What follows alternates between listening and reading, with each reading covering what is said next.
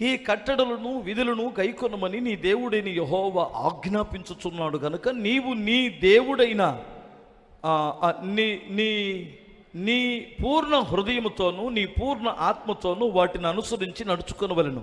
యెహోవాయే నీకు దేవుడై ఉన్నాడనియు నీవు ఆయన మార్గముల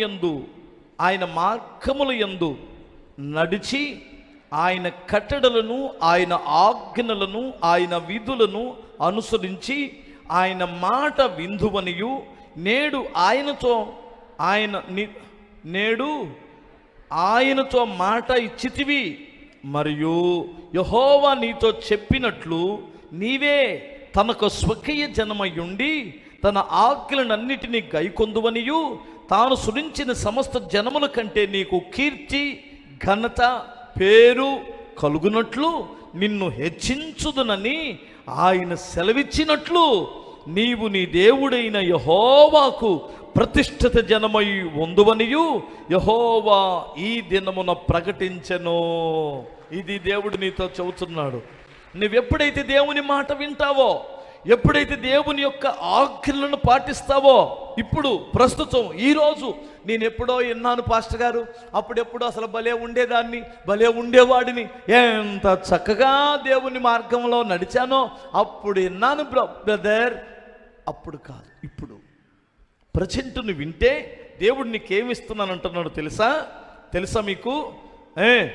నీకు కీర్తిని ఘనతనిస్తానంటాడు. కొట్టు చప్పట్లు ఒకసారి. నువ్వు నా మాట విను. అప్పుడెప్పుడో విన్నానని కాదు, ప్రజెంట్ విను. ఈరోజు లోబడు, దేవుని మాటకు లోబడు. దేవుడు ఏది విడిచిపెట్టమన్నాడో దాన్ని విడిచిపెట్టేసేయి. ఏది దేవునికి వ్యతిరేకంగా ఉందో దాన్ని విడిచిపెట్టు. ప్రజెంటు ఈరోజు నువ్వు విడిచిపెట్టేస్తే నేనేం చేస్తానో తెలుసా? నీకు కీర్తిని ఘనతను పేరు కలుగునట్లు నిన్ను హెచ్చిస్తాను. ఎంత అద్భుతమైన మాట అండి. నిన్ను నేను హెచ్చిస్తాను. ఎందుకో తెలుసా? నీవు నాకు ప్రతిష్ఠిత జనము. నేను నిన్ను కోరుకున్నాను లోకము నుండి.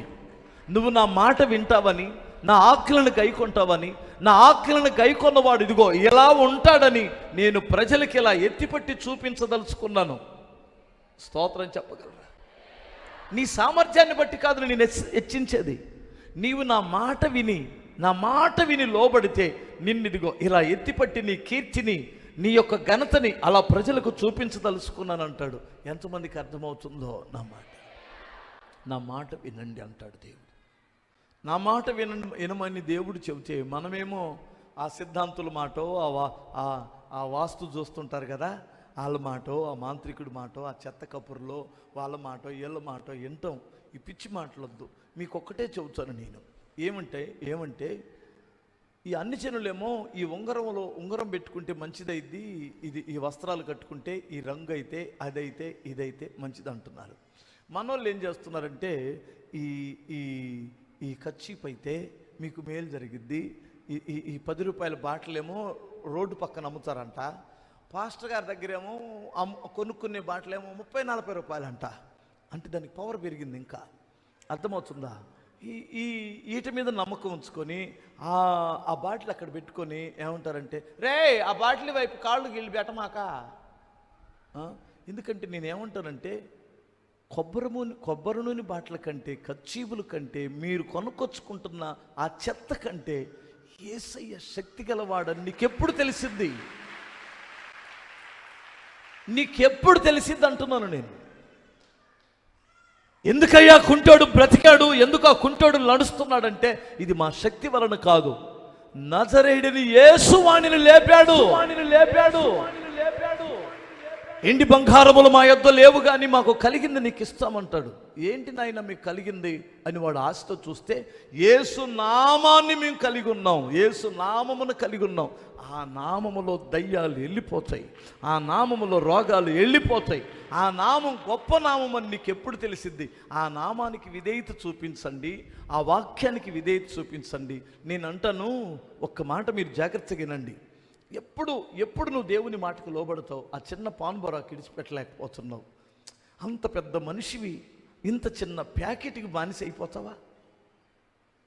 అంత పెద్ద మనిషివి, ఏమండి, అప్పుడప్పుడు ఇంత మందు వేసుకొని ఎన్ని తిప్పలు పడుతున్నావు, ఇంటికి వచ్చి భార్యకి తెలియకుండా బాప్తిసం కూడా తీసుకున్నావు.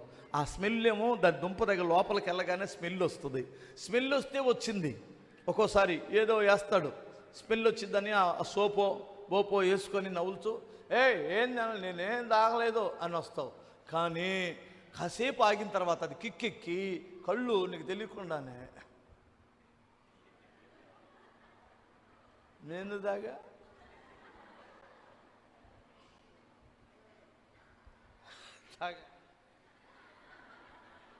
అనుమానించమా మనిషిని, నీ కళ్ళే నువ్వు తాగావో తాగలేదో. వీళ్ళందరూ బలి నవ్వుతున్నారు. ఎక్స్పీరియన్స్ ఉందా ఇళ్ళల్లో? స్తోత్రం చెప్పగలరా? హల్లెలూయా. పాపం ఎంత తెలియకుండా ఉండాలనుకుంటాడో, తెలియకుండానే ఒక నవ్వు నవ్వుతాడు. ఎందుకు నవ్వుతాడు? రోజు నవ్వునాడు. ఎందుకు నవ్వాడంటే లోపల ఉన్నది నవ్విస్తుందండి. అప్పటికప్పుడే నవ్వుతాడు, అప్పటికప్పుడే కోపపడతాడు. సరేలే మెమ్మేదిరా అంటాడు, మరలా ఏంటో కొరుకుతాడు, అప్పుడే అలా అయిపోతాడు. ఏంటంటే లోపల ఉన్నది అది. అంత పెద్ద మనిషివి, ఇంత నీతి కలిగి దేవుడు నిన్ను అంత నమ్మాడు, దానికి ఎందుకయ్యా బానిసయ్యో? దేవుని మాట వినువయ్యా. ఇప్పుడు ఇను దేవుని మాట. స్తోత్రం చెప్పండి. హల్లెలూయా. అయిపోయాడన్నా, ఇక్కడి నుంచి రావట్లేదన్నా, నా దగ్గర లేనిదేంది, దాని దగ్గర ఉందేంది, ఆ దుష్టాలు నాకంటే బాగాదన్నా, ఎందుకు ఆకర్షించబడ్డాడో తెలియట్లేదన్నా. నాకు కూడా అర్థం కాలేదు. ఈ అమ్మాయి పాపం చక్కగా ఉంటుంది, దేవుని బిడ్డ, బుద్ధిమంతురాలు, నీతిమంతురాలు. ఆ బేవర్సదాన్ని ఒకదాన్ని పట్టుకున్నాడు వాడు. ఆ బేవర్సదాన్ని పట్టుకొని అక్కడి నుంచి రావట్లేదట. ఏంటయ్యా నువ్వు సంసోన్లాగా అభిషేకించబడిన వాడవయ్యుండి దెలీలా చేతిలో పడిపోయావేంటి? ఆ వేశ్య చేతిలో పడ్డావేంటి? ఆ వేశ్యకి నువ్వు కాకపోతే ఇంకొకడు, ఆ వేశ్యకి నువ్వు కాకపోతే ఇంకొక ఇద్దరు. కానీ నీతిమంతురాలు నీ భార్యకి నువ్వు తప్ప వేరొకరు లేరనే సంగతి నీకు తెలుసా? నీవే దిక్కు.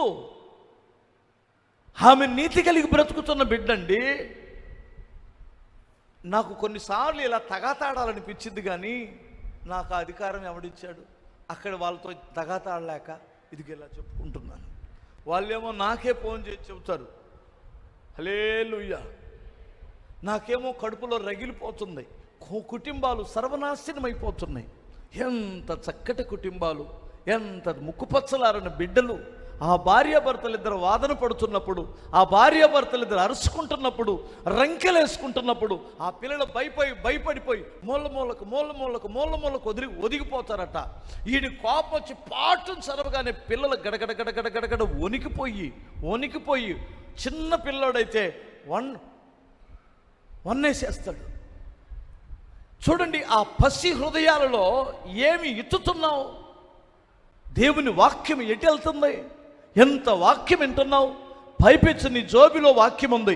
రకరకాలైనటువంటి వారు సేవకులు నీతో మాట్లాడుతున్నారు. ఎంతో అద్భుతమైన సంగతులు వింటున్నావు. ఇంత వాక్యమని ఏం చేస్తున్నావు? వాక్యం లేని ఒక అన్యజనుడు సైతం పద్ధతి కలిగి, మందు లేకుండా నీతి కలిగి బ్రతుకుతున్నారే. నువ్వు దేవుని వాక్యం వింటున్నావు, దేవుని గురించి నీకు తెలుసు, దేవుని గురించి, దేవుని శక్తిని గురించి తెలుసు. నీకు వాక్యం ఏమవుతుందని మిమ్మల్ని కూడా అడుగుతున్నాను నేను. మీకు అర్థమవుతుందా? వాక్యం ఎటు పెడుతున్నావు? నా మాట ప్రకారం వాడకట్టు కట్టాడు, బ్రతికాడు. నా మాట ప్రకారం ఇంటిని విడిచిపెట్టి వెళ్ళిపోయాడు అబ్రహాం. దేవుడు అతన్ని ఆశీర్వదించాడు. నా మాట ప్రకారం వలవేయి, 2 దోణులు చేపలు పట్టాడు. నా మాట ప్రకారం ఆ రాతి బాణల్లో నీళ్లు నింపండి, నీళ్ళకి రంగు, రుచి, వాసన వచ్చి ద్రాక్షరసంగా మారింది. అలాగూ నీ జీవితం మారునుగాక.